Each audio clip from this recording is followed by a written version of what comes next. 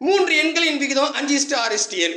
அந்த எண்களின் மீசிமா எல்சிஎம் வந்து 2100 எனில் மீபோவா HCF இன் மதிப்பு காண்க. சரிங்களா?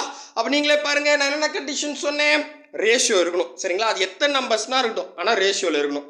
நெக்ஸ்ட் எல்சிஎம் கொடுத்துட்டு HCF கேட்குறான். அப்போ HCF கொஷினில் கேட்டிருக்கான். சரிங்களா? அப்போ எஃப்னா ஃப்ராக்ஷன், ஃப்ராக்ஷன்னா வகுக்கணும். எதை வகுக்கணும்?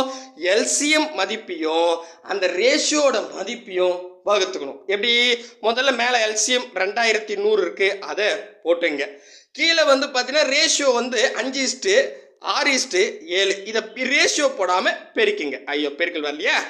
இப்படி பெருக்கிங்க. அவ்வளோதாங்க. இதை சுருகுனா ஆன்சர். புரியுதா? தெளிவாக புரியுதுங்களா?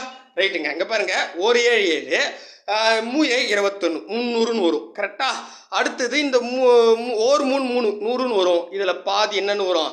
அதாவது இல்லை, 3 வாய்ப்பில் தானே 2ன்னு வரும். கரெக்டா? புரியுதுங்களா? ரைட். அடுத்து இதில் பாதி 1, 100ல் பாதி 50. கரெக்டுங்களா?